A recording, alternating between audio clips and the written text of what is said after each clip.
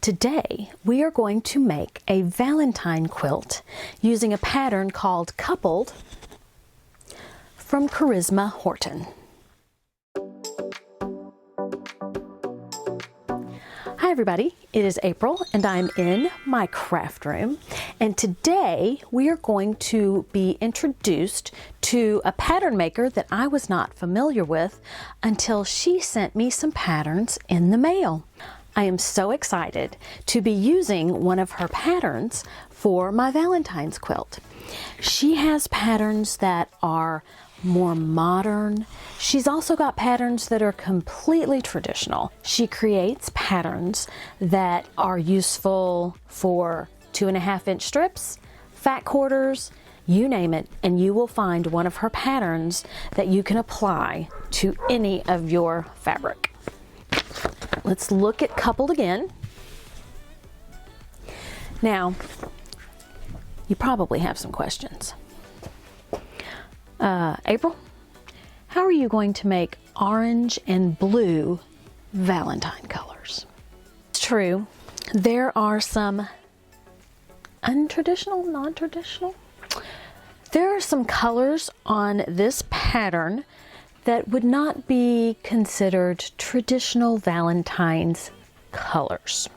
So I am going to be replacing them with what would be considered more traditional Valentine colors. So let me go through the fabrics. For the light gray, I'm going to be using a light gray from Hobby Lobby. For the medium gray, I am going to be using a medium gray from Joann's. For the dark gray, I'm going to be using a dark gray from Wilmington. For the black, I am going to be using a black from Wilmington. For the red, I'm going to be using a red from, I'm really not sure. Where you see some filler of green and purple, I am going to be using this gnome fabric from Riley Blake. Where the purple frame is, and it outlines the purple fabric, I am going to be using what looks to me is a distressed burgundy. For the orange, I'm going to use a distressed pink. Both distressed pieces of fabric are from Moda. For the hot pink, I'm going to be using this hot pink. I don't know who it's from. If they don't put it on the selvage, then I never remember. Where there's dark blue and light blue in the orange frame and the hot pink frame, I'm going to be using these hearts, which are also from Riley Blake. And I think that's it. So I'm going to start cutting my fabric. I cannot share the measurements because this pattern is owned by Miss Charisma. Who does not love that name?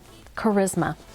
I will tell you this pattern comes with cutting instructions for a large quilt at 72 inches by 96 and cutting instructions for a smaller quilt at 36 by 48.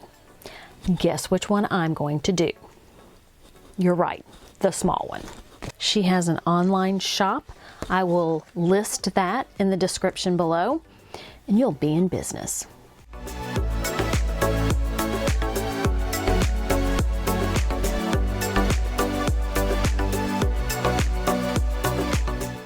The cutting instructions for this pattern are awesome. Don't worry about being confused. They're very straightforward. And what you're going to end up with when you are done are piles of half-square triangles. And then you can use the diagram, the color-coded diagram that she gives you to make your blocks. This color-coded diagram corresponds directly to the layout of the quilt. I like the way Charisma thinks. So what I'm going to be doing is kind of like a puzzle. I am going to make these blocks with my half-square triangles, sew the blocks together, and then use my chart with the final project to place the blocks perfectly. So let me sew all these together, and I'll be back with something on my design wall. In order to cut my half square triangles, or my squares that are made up of half square triangles, I am using this ruler. This is by Slotted Trimmers and One Alignment 2 Cuts. Now I've already put these blocks together, but I can still use this tool. So what I need to do is fold it so that my 2 half square triangles are together. Here's my seam line. I place the ruler with the seam line at the bottom of the ruler because this is a 6.5 inch block. And then I place this seam line on the line where my seam brings my 2 half square triangles together. And then I hold really tight. And now I can just go around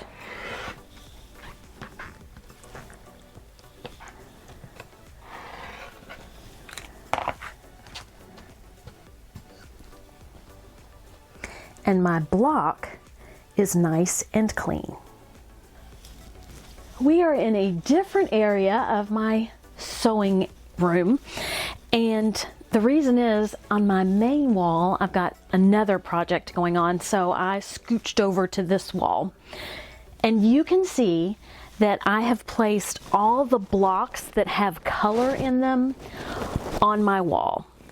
Those are the blocks that weren't necessarily repeats.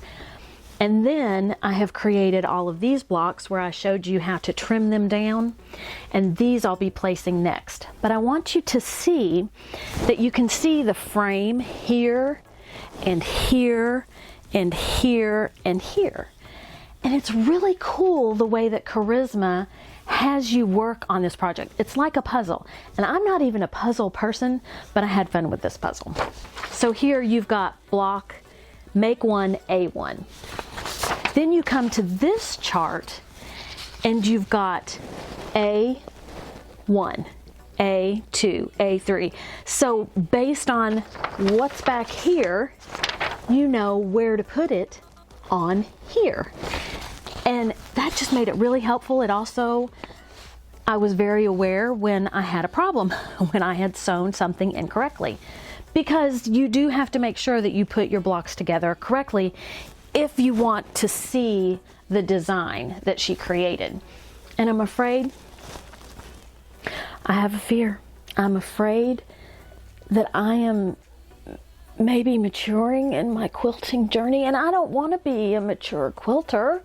So if there's a 12-step program that anybody knows about, I need to attend. I need to go back to, oh, if I mess up, it's okay.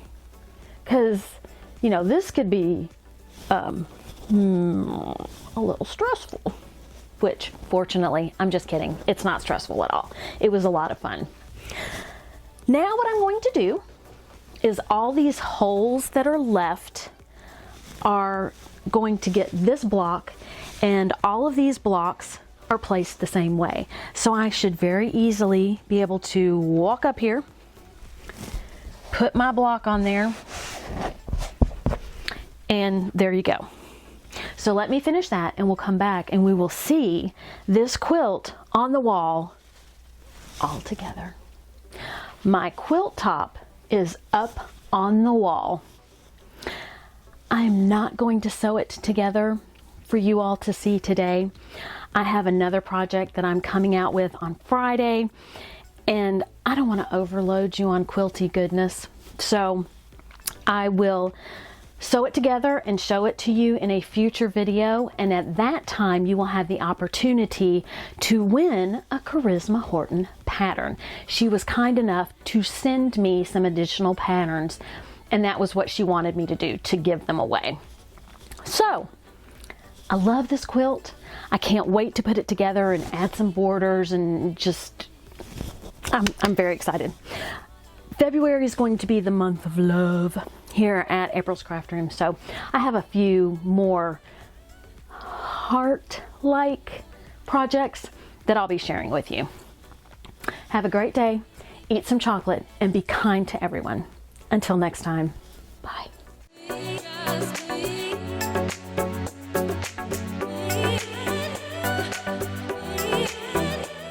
More traditional Valentine covers with a large cutting. The project, I don't know what the word is. One of my all-time favorite things, marshmallows covered in chocolate. I love them. And yes, I am still working on my Christmas candy. And, you know, hopefully will be for a while, because otherwise I've been eating way too much candy. So, find some marshmallows covered in chocolate.